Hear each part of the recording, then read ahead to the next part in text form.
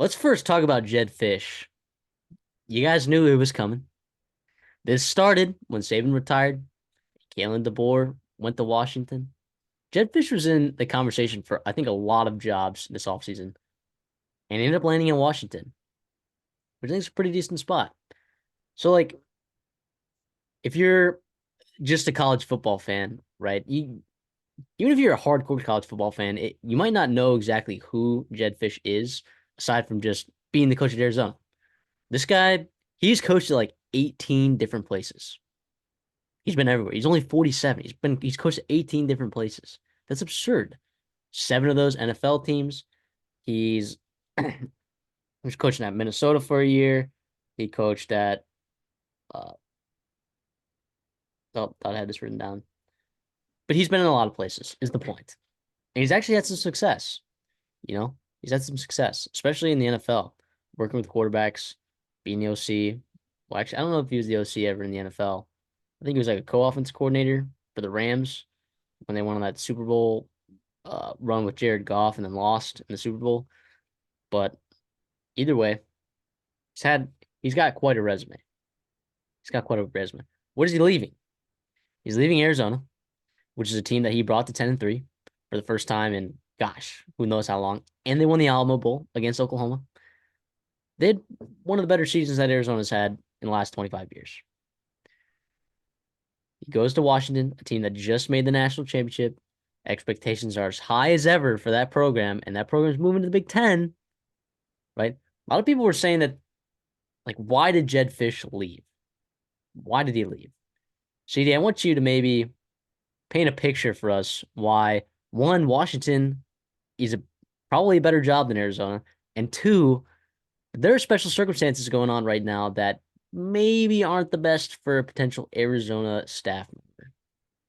Well, yeah, Arizona has been in recent conversation, right, for the wrong reasons, right? And obviously, a lot has been made of their debt in their athletic department and school and whatnot. We do have a YouTube short that Matthew made that go check that out. That's pretty cool. Really well done by Matthew about all that. But yeah, so their AD just got fired today as we're making this video Monday, January 22nd, about literally an hour and a half ago. And yeah, Jedd Fisch decides, first of all, he's going to get a massive contract extension in terms of longevity and then also like annual salary. He's going to make almost $8 million a year, which Arizona could never afford in the state they are at right now. Obviously, game changing, life changing money for him and his family. And also the chance to compete in the Big Ten, which everyone is trying to get to those Power Two conferences, especially those Tier 1 and Tier 2 jobs within those conferences, right? Like, would he have left, you know, Arizona and the Big 12 to go play at Illinois or Indiana? And all due respect to both those programs, like, no, he would not have. Washington is a really, really good job. You've seen a lot of people have a lot of success there, right? You think about guys like, um, uh, I forgot Chris Peterson, Chris Kalen Peterson, thank DeBoer, you. In the not 90s, they Jimmy had all Lake. no, but even in the 90s, they had guys going. Don James, thank you. Don James in the 90s had multiple Rose Bowl wins back in the Pac-10 there. This is a good historic program, a lot of talent on the West Coast that Washington can tap into a good enough NIL structure for them there. And obviously he got a lot of guarantees in his contract that made it very favorable, which are little, in terms of NIL and coaching salaries and whatnot for him. But it's going to be a tough transition, right? Like not only did he leave a sour taste in Arizona fans and players and communities' minds, but also he's heading to a place, a lot of changes happening, right? They're going to the Big Ten, like you mentioned. A lot of players on that team that took him to the national championship, right, are going to the NFL draft or in the transfer portal, especially on the offense side of the ball. And now he's bringing in, and his staff got gutted. Kalen DeBoer staff got gutted. A lot of them in over in Alabama as well. Jedd Fisch is bringing over 7 or 8 guys from Arizona, offensive coordinators, wide receivers coach Kevin Cunning, some guys on the defense, um, Jimmy Daugherty, so a lot of good names, good recruiters on that staff and developers themselves. But yeah, Washington is a better job than Arizona, but it sucks. It sucks. It's bad timing for Arizona. We were huge fans of them all year, right? Noah Fafita, we were thinking that this year, yes, it was very surprising what they did. They kind of got hot a little bit too late. They lost some games early in the year that they could have won and maybe pushed for a Pac-12 title. But hey, this was the year that was supposed to be for 2024. Arizona fans, just like Buffalo, just like South Alabama, just like San Jose State and other programs, thought they had survived coaching carousel this offseason. And then all of a sudden, the bombshell that Nick Saban drops and retires, you've seen that chain reaction happen. And all these coaching jobs open, all these programs get upheaved and changed, and everything that happens with all that. And it sucks for Arizona and Jedd Fisch. I was hoping he would gear up for a run because of the talent they had there. But in terms of for Washington, this is a heck of a hire. You mentioned it. We're huge Jedd Fisch fans, right? I get it. You didn't love how he left Arizona if you're an Arizona fan, but hey, he can really recruit. He can really develop guys. It might take him a couple years with the state of the program right now, but with the resources Washington has, moving to Big Ten, the salaries and the TV stipends that they'll get from the Big Ten networks, like they're gonna be doing great. I love this move for Washington. Yeah, I think it was probably the best available hire on the board. But like it's interesting, like what when we talk about we'll be giving our grades out, right, for Jedd Fisch in just a bit, but we talk about rating relative to expectation, right? What is the expectation now at Washington? Like is like I think the fan base has this expectation that they can do it, that they can win a national championship. But the other part of me, the logical part of me says that that was really like there were a bunch of sixth year COVID seniors on that team. And you're not going to have a lot of COVID seniors. A program like Washington, they have to recruit better. If they're going to Yep. compete and try to win the Big Ten, like legitimately try to win the Big Ten, you need to recruit like Oregon, and they don't want to hear that at all, but you have to recruit like Oregon. You have to recruit, not necessarily the level has to be maybe like Penn State. I mean, you gotta have a better recruiting class. And now Jedd Fisch is a pretty good recruiter himself. I mean, he brought Arizona out of like the absolute dumpsters, and he put together some pretty good classes there at Arizona, which is, hard to do given the state of the program that he was handed. But that has to happen, right? So for me, when I look at Washington, what is my expectation going to the Big Ten? Huskies fans, you're not going to want to hear this, but my expectation is winning 8, maybe 9 games every year. Maybe like you get a good draw in the Big Ten, maybe you can win 10 games, right? That's Yeah, just how it is. everyone has to tamper their expectations because of how juiced these conferences are going to be and how dense they are. Washington's schedule gets significantly harder, at least maybe a win, another loss or a loss and a half on their schedule based on like typical Pac-12 years. I get this year was different.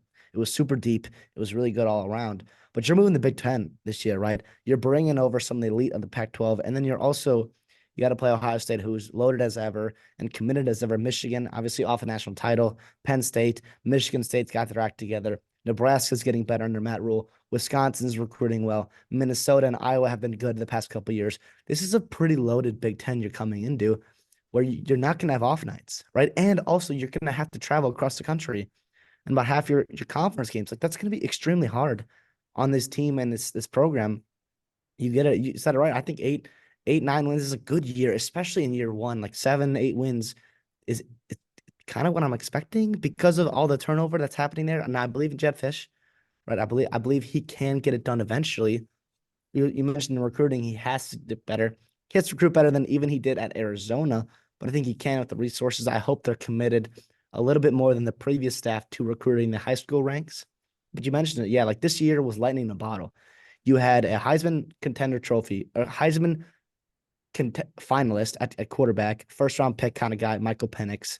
You had 3 elite wide receivers. You had a Joe Moore offensive line.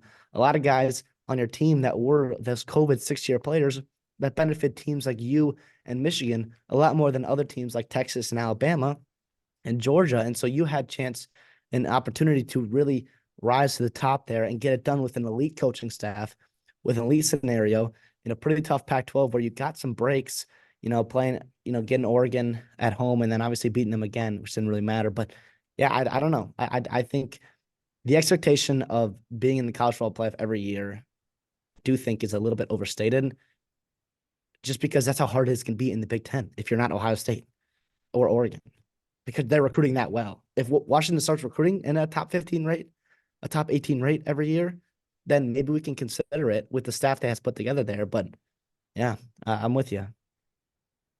Yeah, it's gonna be interesting. I have their schedule actually pulled up here. Um, Let me get to it right now. It's a tough schedule. It is a tough schedule. Like, sure, Like you play Washington State, and you could barely get by the Apple Cup there with that talent that you had. I get that one's on the road, and this one's gonna be in Seattle. I get it, and that does make a big difference. But then also, like you play Michigan, you go to Iowa. You better pray that's not a night game there. Better pray it's not a night game. You get USC, you get at Penn State, UCLA, at Oregon. Like a lot of your toughest games are on the road. So it'll be interesting to see. It'll be interesting also to see who's playing quarterback there because Austin Mack transferred. Will Rogers is no longer coming to Washington. So Noah Fafita didn't come to Arizona with Jedd Fisch. It's going to be very, very interesting, especially year one. I believe in Jedd Fisch, and if they're patient with Jedd Fisch, I believe he can get it done and have this program humming at a level that they want it to be humming at. But circumstances are just tough. So because of that, this hire is a really good hire. I don't know a lot of hires that would have been better than this hire. I'll give it a B just because the circumstances and the state of the program and the resources that they have. I think the fan base expectation and my expectation are a little bit different. So I'm going to meet them in the middle, and I'm going to say that the expectation is 9 wins, I guess. If you meet us in the middle here, I'll say that he can meet that more times than not, which is kind of crazy, but there are a lot of Big Ten teams that you can draw that you can win. Like they draw Rutgers, Northwestern, Indiana. So they still drew some pretty good ones. But I just don't know. I'll say he'll meet the expectation. I'm not gonna say he's gonna exceed that. I don't think he might go his whole tenure and not win a Big Ten championship, and I think that's fine. I think that's totally fine. It can still be a success, especially with the way the 12-team format is. You don't have to win your conference if you're in the Big Ten and the SEC to make it into the college football playoffs. Yeah, I'm with you here. I mean, 8, 9 wins, especially in year one. I think once he gets the ball rolling, and the program humming in his direction, built that team back up, get some depth on his roster. Doesn't have to rely on and patching an offseason transfer portal roster, you name it. I think he really gets going. He bringing in a guy like Demon Williams, right? He's a guy from Arizona, was a 4-star recruit, quarterback coming in this year and rolling. And he obviously is bringing him over to Washington. He's a guy. Do you really want a true freshman to start for you? In the Big Ten, I don't know if I want that. But we'll see. We'll see. I'm gonna go with you. I think B plus, just because I lean on the side of him, the upside once he gets the ball rolling. I do think he can And this start. is not a knock on Jedd Fisch. He did like you were talking to the guy that like Jedd Fisch was like my number 2 guy that I wanted at Texas A&M easily, easily, Yeah, and we didn't get him.